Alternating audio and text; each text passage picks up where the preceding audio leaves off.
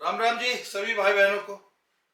Slow जिंदगी के एक नए एपिसोड में आपका स्वागत है।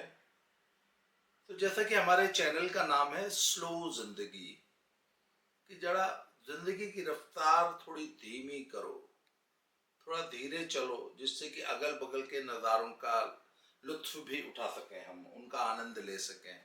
तो बहुत तेज आप गाड़ी चलाते हैं ना, तो अगल बगल नहीं देख पाते, आपकी निगाह फिर सिर्फ रोड पर रहती है।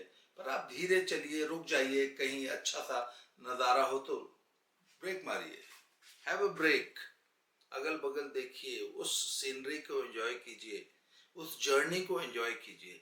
बहुत तेज चलते हुए आप जर्नी को एंजॉय नहीं कर सकते।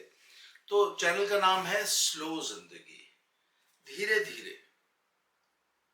तो आज स्लो जिंदगी के चैनल में मैंने कहा कि हमने ना अपनी ईटिंग हैबिट्स, अपना पूरा लाइफस्टाइल ही बदल लिया।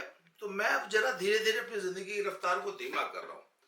मुझे खाना बनाने और पकाने खिलाने का बड़ा शौक है। तो उस क्रम में मैंने कुछ नए बर्तन मंगाने शुरू किए हैं। तो आज मैंने एक मंगाया है, इसको हम लोग अंग्रेजी में सॉरी कहते हैं डच ओवन। जरा इधर दिखाइए, ये देखिए, ये इसका पैकेट आया और काफी इट्स वेरी हैवी। ये कास्ट आयरन, जो जिसे हम लोग वो कच्ची देख का लोहा बोलते हैं ना, ये वो है। कास्ट आयरन माने कच्चा लोहा जिसको बोला जाता है। अब कच्चा क्यों बोलता है इसकी मुझे मेटलर्जी की इतनी जानकारी नहीं है। पर ये जैसे हमारे यहाँ इसकी आमतौर पर अपने गांव में कढ़ाइयाँ यूज होती हुई देखी होंगी। और इसकी सबसे बड़ी खासियत है कि ये हैवी बहुत है, काफी भारी है। ये देखो, ओ कम से कम मेरे हिसाब से तो ये 7-8 किलो का लग रहा है, विचित्र तरह पैक हुआ है। तो ये देखिए, अब ये है इसका ढक्कन। ओ, और ढक्कन भी कम से कम 1.5-2 किलो का लग रहा है। तो इसको यहाँ रख लेते हैं। और ये है साहब हमारा टच ओवन। ये देखिए, इसकी खासियत ये है कि एक तो ये लोहे का बना है, कास्ट आयरन, और काफी हैवी है, काफी मोटा है। तो ये देखिए, बहुत सॉलिड है। और एक बार अगर ये गर्म हो जाए तो चूंकि इसका नाम ही डच ओवन है, तो आप इसमें चीजें सिर्फ कुक नहीं, बेक भी कर सकते हैं। ये बड़ी सफाई से बनाया गया है, काफी हैवी है। और कास्ट किंग्स नाम की कोई कंपनी है, उनका है। देखिए ये, और इस ढक्कन की खासियत ये होती है कि ये इस पे पूरी तरह फिट हो जाता है। तो जैसे जो लोग दम की कुकिंग करते हैं ना, दम मतलब स्लो कुकिंग, जैसे आपने जब कोई डिश बना ली तो उसको सीजन किया जाता है। मतलब बहुत सारी डिशेस अगर आपको रात को 9 बजे खानी है, तो बहुत सारे शेफ्स कुक्स जो है ना, उसको शाम को 4 बजे ही बना लेते हैं। फिर उसको गर्म राख में, उसके पॉट को यहाँ गर्दन तक दबा दिया जाता है गर्म राख में। तो भोजन ठंडा भी नहीं होता और उबलता भी नहीं है। और उसका टेम्परेचर लगभग 90 डिग्री से ऊपर गर्म राख की वजह से, या 95 डिग्री के आसपास मेंटेन किया जाता है। तो थोड़ी बहुत कुकिंग तो होती है उसकी, जिसे रेसिडुअल कुकिंग बोलते हैं। तो जैसे कई बार आपने देखा होगा, शेफ ने जैसे ही कोई चीज उबाली और उसको तुरंत ठंडे पानी में डाल देता है, धो देता है, या पॉट को तुरंत ठंडा कर देता है, क्योंकि गर्म पॉट में कुकिंग कंटिन्यू रहती है। उसको रेसिडुअल कुकिंग बोलते हैं। तो उस कुकिंग को रोकने के लिए पॉट को ठंडा कर दिया जाता है। पर इसमें क्या है कि ये जो हमारे जो डच ओवन में, ये इतना गर्म है, इतना हैवी है, कि इसका जो थर्मल मास है, इसका जो बर्तन की जो मोटाई है, इस वजह से ये लगातार इसमें डिश काफी देर तक कुक होती रहेगी। अच्छा, दम कुकिंग क्या होता है कि आपने इसमें डिश बनाई, इसको अच्छी तरह पैक किया, सीलो आटे से हम लोग सील पैक कर देते हैं, और फिर गर्म राख में या तंदूर में इसको छोड़ दिया जाता है। तो अगले 4-5-6 घंटे तक, कई बार तो ओवरनाइट गर्म रहता है, और फिर इसको खाया जाता है। अच्छा, फूड के बारे में एक बड़ी मजेदार बात है, बहुत सारी डिशेस आपने सुनी होंगी कि वो बासी अच्छी लगती है। मतलब अगर रात को बनाई है तो रात को आपने खाया, और जो बच गई उसको सुबह खाइए तो सुबह वो और ज्यादा टेस्टी लगती है। तो ये बड़ा मिस्ट्री है। सब लोग तो कहते हैं भाई ताजा पका हुआ भोजन, गर्मा गर्म भोजन, तो कुछ डिशेस आखिर अगली सुबह क्यों इतनी अच्छी लगती है। तो ये ना बड़ा मजेदार से एक वो है, इट इज फूड केमिस्ट्री। तो फूड केमिस्ट्री का क्या है कि फूड में, हमारे भोजन में एंजाइम्स होती हैं, वो समय के साथ अपना टेस्ट बदलती हैं, नई एंजाइम्स पैदा होती रहती हैं भोजन में। तो जस जस वो नई एंजाइम्स पैदा होती हैं, जो बन चुकी हैं वो सीजन होती हैं, तो उनका स्वाद बदलता है। इसलिए कुछ भोजन, जैसे स्पेशली आपने अगर साग खाया हो, सरसों का साग, तो वो बासी बहुत अच्छा लगता है। नॉन वेज डिशेस तकरीबन सारी, मटन्स, ये नेक्स्ट मॉर्निंग बहुत टेस्टी लगते हैं। दाल मखनी, वो आप रात को बना लीजिए, उसमें बेशक तड़का सुबह लगाइए, मक्खन सुबह डालिए, पर रात की बनी हुई दाल को जब आप तड़का लगाएंगे तो वो सुबह ज्यादा टेस्टी लगती है। तो ऐसी आप कौन सी डिशेस जानते हैं जो कि नेक्स्ट मॉर्निंग ज्यादा अच्छी लगती है, वो मुझे कमेंट बॉक्स में बताइएगा। तो सब ये है हमारा डच ओवन। अब इसको मैंने किस लिए मंगाया कि एक तो इसमें स्लो होती है कुकिंग। देखिए, कुकिंग की एक बड़ी इंपॉर्टेंट चीज होती है। कुकिंग में स्वादिष्ट भोजन बनाने के लिए क्या चाहिए? लोग कहते हैं ना, स्वादिष्ट भोजन बनाने के लिए बहुत अच्छा शेफ चाहिए, बहुत अच्छा कुक चाहिए, बहुत अच्छी गृहिणी चाहिए। मैं मानता हूं नहीं। स्वादिष्ट भोजन बनाने के लिए बहुत अच्छा पहले खाने वाला चाहिए। मैंने हमेशा एक बात मजाक में कहता हूं कि अगर मर्द ना हो ना घर में, तो औरतें कभी खाना न बनाए, अपने लिए तो कदापि न बनाए। वो भैया, खाना घर में इसलिए बनता है क्योंकि मर्द खाने का शौकीन है। और जिस घर का मर्द, मैन ऑफ द हाउस, अच्छे भोजन का शौकीन नहीं है, वहां अच्छा खाना नहीं बन सकता। अच्छा, कई बार मैंने देखा बहुत सारे लोग कि वो अच्छे और बुरे खाने में डिफरेंशिएट ही नहीं कर पाते। They don't know the difference between good food and bad food. पता है क्यों नहीं कर पाते? उनकी टेस्ट बड्स ही उतनी डेवलप नहीं होती।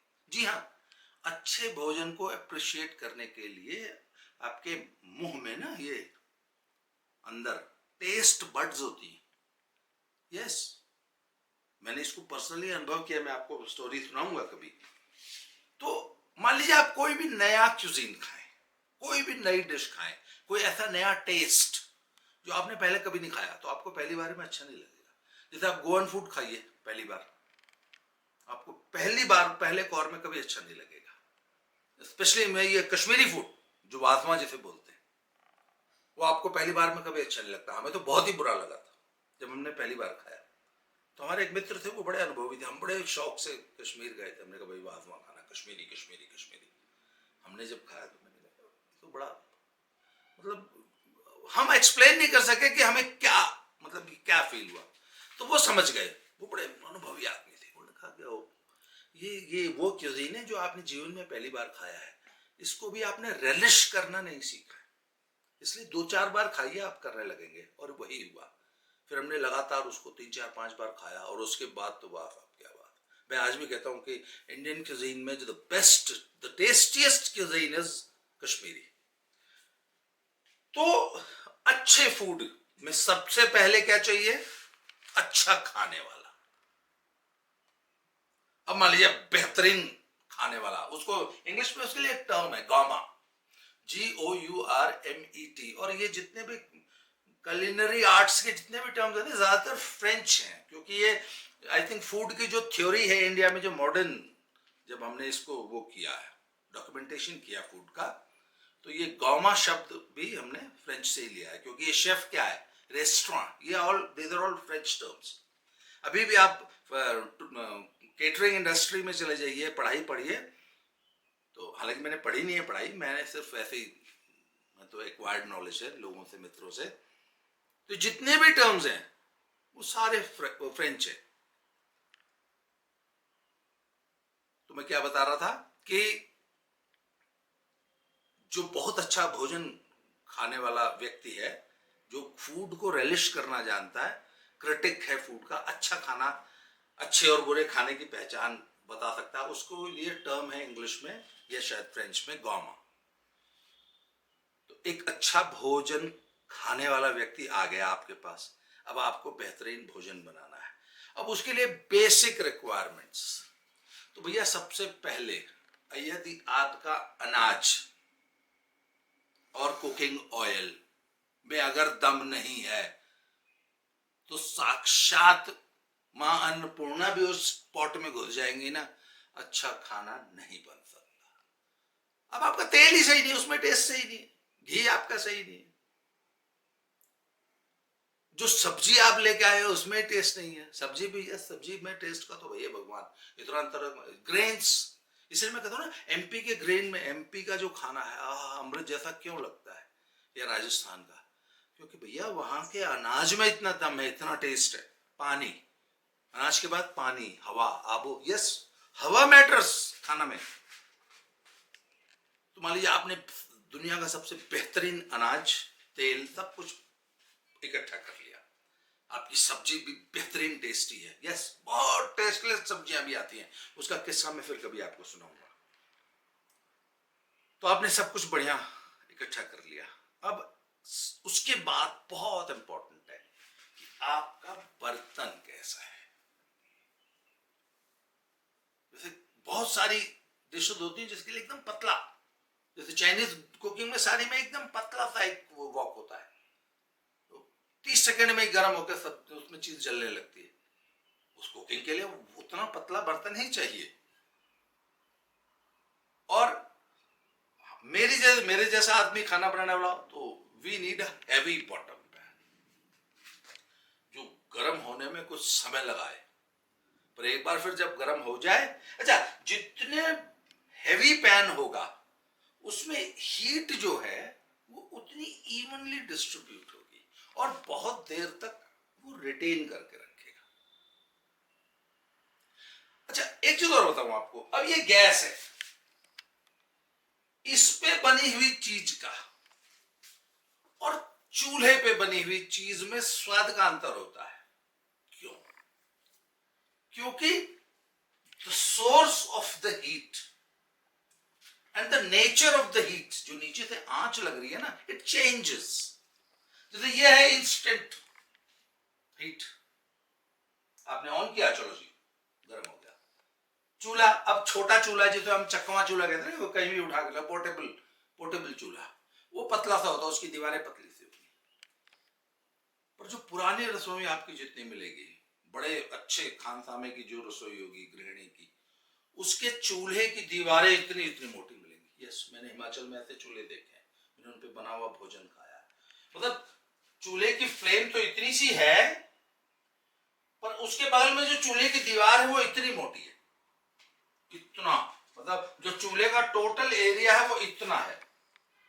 तो इसमें क्या होता है, जब आपने इसमें लकड़ी लगाई तो वो चूल्हे का जो पूरा मिट्टी का जो मांस है वो पूरा गर्म होता है, उसको गर्म होने में लगते हैं 2-3 घंटे। तो भैया वो एक बार जब गर्म हो जाता है तो ठंडा भी तो वो 3-4-5-6 घंटे में होता है। फिर तो वो मिट्टी का जो थर्मल, उसके अंदर जो उसने हीट अपने अंदर सजो रखी है, फिर वो उस हीट को धीरे धीरे रिलीज करता है, उस स्लो हीट से खाना पकता रहता है। पर आपने मान लीजिए खाना बना लिया, लकड़ी निकाल ली, पर अंदर, उसके अंदर अभी गर्म राख और ये पूरी मिट्टी गर्म है, उसके ऊपर आपने ये डच ओवन रख दिया, कवर कर दिया, 4 घंटे बाद आइए, इसको छुइए, एकदम गर्म मिलेगा। तो वो खाना 4 घंटे तक सीजन हो रहा है, इसको दम की कुकिंग भी बोलते हैं, कि वो धीरे धीरे धीरे धीरे पक रहा है। 4 घंटे तक, और उसकी सीजनिंग हो रही है। 4 घंटे बाद उसमें असली टेस्ट आएगा। तो अब भैया खाना पकाया, इतने बड़े बर्तन में पकाया, इतने हैवी बर्तन में, और फिर उसको 4 घंटे के लिए सीजनिंग के लिए छोड़ दिया, दम पे लगा के छोड़ दिया। 5 घंटे बाद अब खाएंगे। पिछले 1 घंटे से बना रहे थे, 2 घंटे से, और अभी 5 घंटे बाद खाने को मिलेगा। तो यही तो है स्लो जिंदगी, फुर्सत में, आराम से। अच्छा, एक चीज और बताऊं आपको, इतने बड़े आयोजन, 5 घंटे 6 घंटे में आपका भोजन बन के तैयार हो रहा है, तो आपको लगता है कि ऐसा भोजन आपको अकेले करने में मजा आएगा? नहीं ना। उसके लिए फिर क्या चाहिए? जब आपने इतना स्वादिष्ट, इतना शानदार भोजन पका लिया, इतने शानदार तरीके से पका लिया, तो अब साथ में 2-4 फ्रेंड्स, 2-4 दोस्त आएंगे, तो उनके साथ ही तो खाने में मजा आएगा। इसलिए जो शौकीन लोग होते हैं ना, मैंने अक्सर देखा है, मैं भी, मेरे साथ भी सेम यही है। मेरे एक मित्र है, वो कहते पहलवान तुम हल्ला इतना करते हो, तुमने सुबह से आसमान सिर पे उठा रखा था, रात को 9 बजे खाना खाने बैठे हैं। तो बोले यार पहलवान, तुमने 9 बजे सुबह से जो है ना आसमान सिर पे उठा रखा था, 12 घंटे हो गए और तुम खा इतना सा रहे हो। मैंने कहा दादा, मुझे, मेरे दोस्त हैं आनंद शर्मा जी आगरा वाले, उनसे ये बात हो रही थी, तो उन्होंने बोला पहलवान मैं समझता हूं, तुमको खाने में नहीं, बना के खिलाने में मजा आता है, और यही है स्लो जिंदगी। तो दिखाइए इधर। अब तो ये हमारा डच ओवन आया है, काफी हेवी है, कम से कम इसका वजन 5-7-8 किलो होगा दोनों का मिला के। अब वीडियो के अगले भाग में मैं आपको बताऊंगा कि वैसे कंपनी तो ये क्लेम करती है कि ये सीजनड है, पर नहीं, हम कंपनी पे भरोसा नहीं करेंगे, और हम इसकी दोबारा सीजनिंग करेंगे, इसको कुकिंग के लिए तैयार करेंगे। उसके लिए क्या करना पड़ता है कि इसमें तेल लगा के, इसको पहले अच्छी तरह धोएंगे, फिर इसको तेल लगा के, फिर इसको इस पर गर्म करेंगे, जिससे तेल इसके अंदर जज्ब होगा, और इसके पोर्स में वो तेल पूरा समा जाएगा। फिर इसको मान लेंगे now our pot is seasoned. उसके बाद फिर हम इसमें कुकिंग करेंगे। तो ये अभी हमने अपने डच ओवन की अनबॉक्सिंग की, और इसके बाद अब हम इसको धो के इसकी सीजनिंग करेंगे, फिर इसमें कुकिंग करेंगे। तो वीडियो को, ये तब हम अपने इस डच ओवन को धोने जा रहे हैं, क्योंकि अभी ये ट्रांजिट से आया है ना, पता नहीं किसके किसके हाथ लगे होंगे इसमें। तो ये देखिए, इसको हम हल्का सा इस सर्फ से हाथ मार के थोड़ा सा रगड़ के धो लेते हैं, क्योंकि ये फैक्ट्री में बना है, इसको बहुत सारे वर्कर्स ने छुआ होगा, क्योंकि बनाने के बाद इसको लेथ मशीन पे साफ किया जाता है।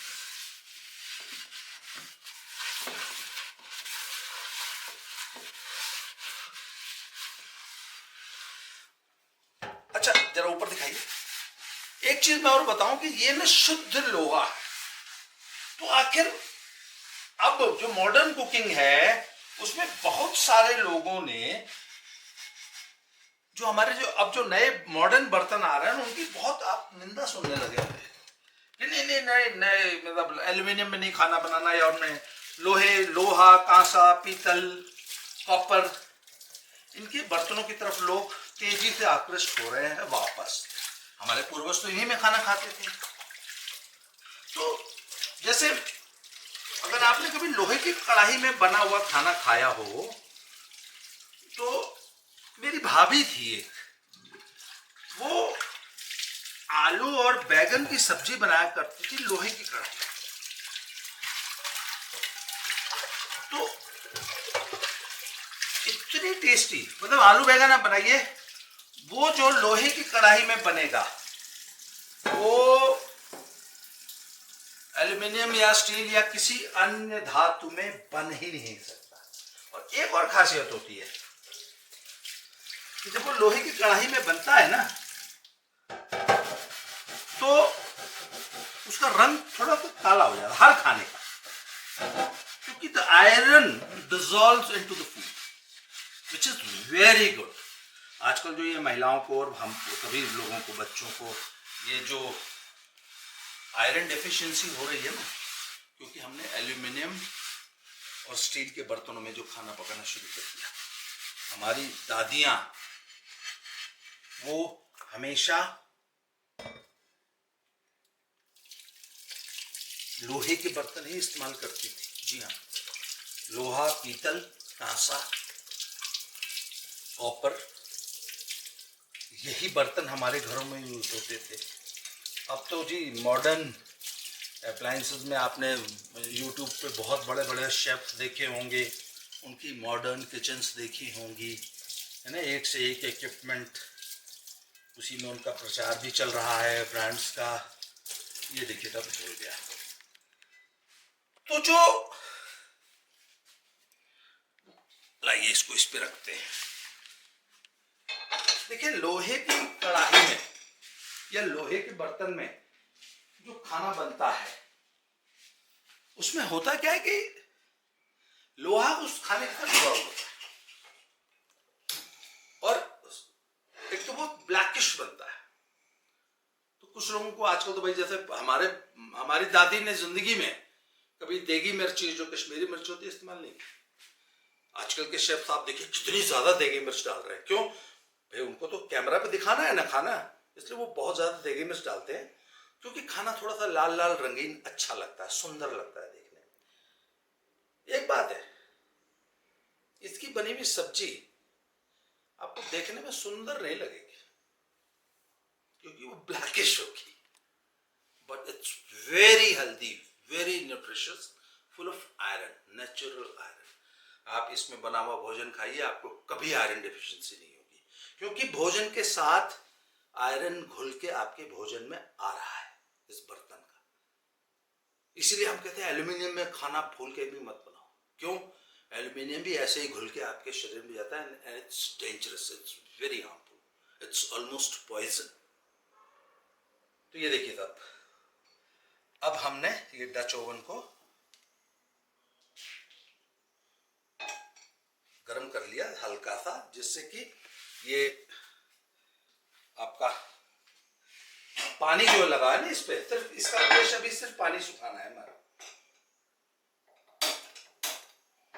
ये पानी सूख जाए हल्का सा, क्योंकि ये बहुत हैवी है, मैंने बताया था, इसलिए ये इतनी जल्दी गर्म होगा भी नहीं।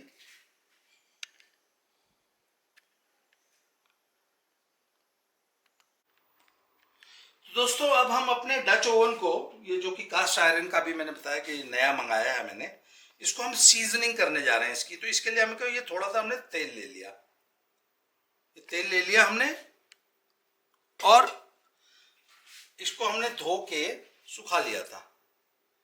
तो अब हमने इसको इस पूरे बर्तन में ये तेल लगा देना है।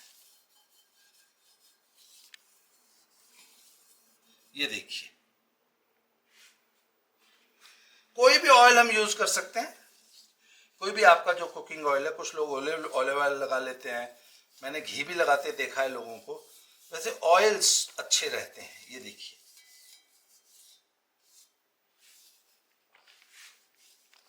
इस तरीके से ये पूरे ओवन को अंदर बाहर से हमने तेल लगा लेना है। ये देखिए,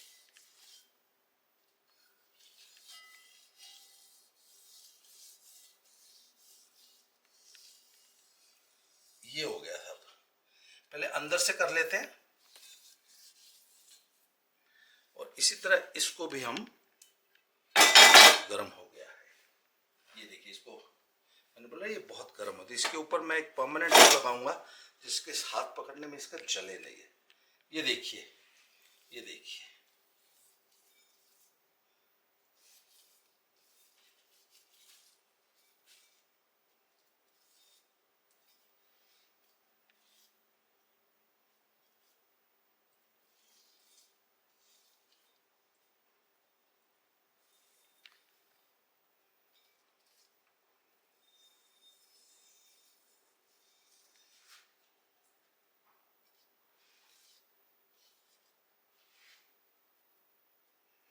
ये लीजिए साहब, ये हमने इसको अंदर से इसको तेल लगा दिया। तेल लगाने के बाद ये लीजिए जरा, ये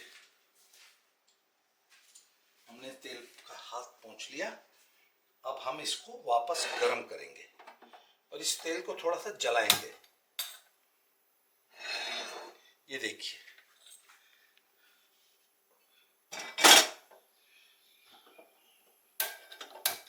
ये देखिए हमने दोनों चूल्हे जला दिए और ये इसको रख दिया इसके ऊपर। और अब ये थोड़ी देर में इतना गर्म हो जाएगा, 2-3 मिनट में, कि ये स्मोक करने लगेगा, इसमें से धुआं उठने लगेगा।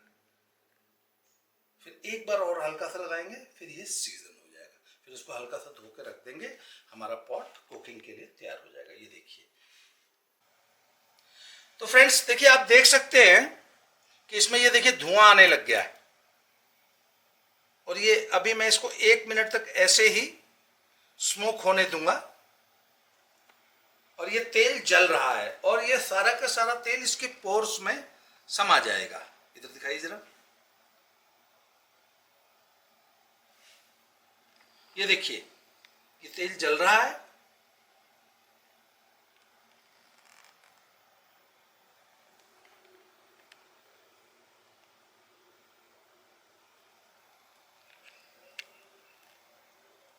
इसी तरह ये भी जो है हमने गर्म कर दिया है। ये देखिए ये भी जल चुका है, इसका धुआं ये देखिए। अब इसको हम बंद कर देंगे। अब ये जो है एक तरह से ऑलमोस्ट नॉन स्टिक बन जाएगा धीरे धीरे यूज करते करते। पहली बार में बेशक पूरा ना बने, पर धीरे धीरे ये 5-6 बार जब हम ऐसे यूज करेंगे इसको, अब इसको दोबारा हमें सीजनिंग नहीं करनी है। अब एक बार ये अभी जीवन भर के लिए सीजन हो गया। अब इसमें हम, अब ये है, इसको धीरे धीरे ठंडा हो जाएगा। एक बार हम और ऐसे ही तेल लगा देंगे, एक बार और जला लेंगे। 2 बार में ये पूरी तरह सीजन और कुकिंग के लिए रेडी हो जाएगा। तो ये है साहब हमारा डच ओवन। और आज से हम इसी लोहे के बर्तन में खाना पकाया करेंगे। वैसे मेरे पास लोहे की कढ़ाइयाँ, लोहे के बर्तन और भी हैं। मैं आपको एक और बड़ी मजेदार बात बताता हूँ। जो हमारी निहंग सेना थी महाराजा रणजीत सिंह जी की और गुरु गोविंद सिंह जी की, वो भी लोहे के बर्तनों में खाना बनाती थी। और आज भी उस जमाने के एक स्पेशलिस्ट लोग हैं जो आज भी चंडीगढ़ के पास, मोहाली के पास एक गांव है, वहां रहते हैं और उन बर्तनों को सर्वलोह बोलते हैं। लोहे के बर्तन है, वो ब्लैक होते हैं। मैं वो भी लेके आऊंगा, मैंने वो उनका एड्रेस नोट कर रखा है। मैं बहुत जल्दी मैं वहां की भी विजिट आप लोगों को दिखाऊंगा। तो उसको सर्वलोह के बर्तन बोलते हैं, लोहे के बर्तन। और निहंग सेनाएं, निहंग फौजें, जो हमारा निहंग समाज है, ये मूलतः काली के भक्त होते थे। ये हमेशा लोहे के बर्तनों में ही पका हुआ खाना खाते थे। उसी तरह एक और बड़ी मजेदार आपको बात बताता हूँ। जैसे आजकल जो मैं रह रहा हूँ, ये मंडी का क्षेत्र है, मंडी, जिला मंडी। हालांकि यहाँ तो कुल्लू लग जाता है, कुल्लू एक अलग रियासत थी, मंडी एक अलग रियासत थी। तो मंडी का जो भोजन है वो मंडियाली भोजन कहलाता है और उसका एक अलग ही बड़ा मजेदार cuisine है। मैं मंडियाली भोजन भी आपको किस दिन चखाऊंगा, दिखाऊंगा। तो जो मंडियाली भोजन है वो बहुत हैवी, इतने बड़े बड़े पीतल के हंडों में बनता है। वो पीतल के नहीं, वो इनफैक्ट इट्स एन एलॉय, कांसा और पीतल का था। और वो 5 लीटर का जो बर्तन होता है, जो 5 लीटर जिसमें भोजन बन जाए या पक जाए, जैसे 5 लीटर कोको होता है ना, उसका वजन होता है कम से कम 20 किलो। तो आप सोच लीजिए कि बारात का जहाँ खाना बनता है, जहाँ इतने बड़े बड़े अंडे होते हैं, मुझे लगता है 1-1 क्विंटल के तो वो बर्तन होते हैं जिन बर्तनों में वो खाना बनता है। फिर वो कहता है एक लंबा सा गड्ढा खोद देते हैं, उसके नीचे लकड़ी लगाते हैं, उसके ऊपर उन बर्तनों को रखते हैं। इसलिए हर एक क्यूजीन के अपने स्पेशल बर्तन है और उस क्यूजीन का सारे टेस्ट का राज वो बर्तन होता है। इसलिए आपकी रसोई में, आपके लाइफस्टाइल में, आपकी जीवन शैली में बर्तनों का बहुत ज्यादा महत्व है। इसी तरह मेरे पास पूरा मिट्टी के बर्तनों का भी एक पूरा सेट है। और आपको बड़ी मजेदार बात बताऊं, हॉकिंस के प्रेशर कुकर, स्टेनलेस स्टील के बर्तन, ये एल्यूमिनियम के, हिंडोलियम, पता नहीं और क्या क्या होता है, इनके बर्तन, ये सिरामिक है ना, ये सब कब चलन में आए थे? 1950-60। मुझे याद है मेरे घर में पहली बार स्टील के बर्तन आए थे 1975 के आसपास। मेरे फादर CSD कैंटीन से स्टेनलेस स्टील की प्लेट्स खरीद के लेके आए थे। मतलब 1970-75, 60s में आ गए होंगे। मतलब 40 साल उधर, 20 साल इधर, 60 साल। मात्र 60 साल में हम लोगों का इस नई शौकीनी से पेट भर गया। अभी आप जाइए किसी भी ब्रास या कॉपर या पीतल या लोहे की दुकान पे चले जाइए, आपको भीड़ लगी मिलेगी। लोग बहुत तेजी से इस लाइफस्टाइल की तरफ लौट रहे हैं। एक और बात बताना भूल गया, कल एक और अनबॉक्सिंग होने वाली है। मैंने तमिलनाडु से कलचट्टी मंगाई है, वो पत्थर की होती है, पत्थर का बर्तन होता है। उसकी अनबॉक्सिंग कल परसों होने वाली है, वो भी मैं आपको दिखाऊंगा। पत्थर के बर्तन में खाना बनता है। The people are returning towards their roots. वो कलचट्टी होती है, इसकी 4 गुना भारी है, इसकी और डच ओवन की भी। ये इतना मोटा है, कलचट्टी इतनी मोटी होती है। तो मैंने क्या कहा, मात्र 50, 60, 70, 80 सालों में लोगों का पेट इन मॉडर्न गैजेट से और इस मॉडर्न लाइफस्टाइल से तेजी से भर रहा है, और लोग बहुत जल्दी अपने रूट्स की तरफ लौट रहे हैं। लोग गाँव को मिस करने लगे, लोग इस भाग दौड़ भरी जिंदगी से ऊब गए। मैं आजकल मालूम है, slow life is the lifestyle. बहुत सारे कॉर्पोरेट, बहुत सारे लोगों ने कहा कि सॉरी, हम इस शर्त पे आपकी कंपनी में काम करेंगे कि आप हमें वर्क फ्रॉम होम अलाउ करोगे। अगर वर्क फ्रॉम होम अलाउ करते हो तब तो हम ज्वाइन कर रहे हैं, नहीं तो हम ना आ रहे। क्यों भैया? वर्क फ्रॉम होम करेंगे, हमें भाग दौड़ नहीं चाहिए तुम्हारी, हम अपने घर बैठ के काम करेंगे। हम कहीं बेंगलोर में, कहीं गोवा में, कहीं मनाली में, कहीं उत्तराखंड में, 4 धाम में, कहीं गांव में बैठ जाएंगे। इंटरनेट आजकल हर जगह उपलब्ध है। अब तो वो सैटेलाइट वाला भी आ रहा है, मैंने सुना। भैया आराम से गांव में रहेंगे, तुम्हारा काम कर देंगे। तुम्हारा काम 8 घंटा करेंगे, उसके बाद 16 घंटा हमारी ज़िंदगी हम अपने मन से बिताएंगे। हमें तुम्हारा शहर का नारकीय जीवन नहीं जीना।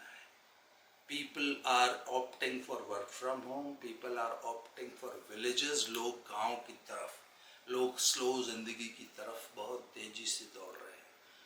अपने इर्द गिर्द नजर दौड़ाइए, क्या आप भी इस भाग दौड़ भरी जिंदगी से निजात, इससे छुटकारा पाना चाहते हैं? फाइंड आउट द वेज कि आप कैसे अपने लिए थोड़ा समय निकाल सकते हैं। आज के लिए इस एपिसोड में इतना ही।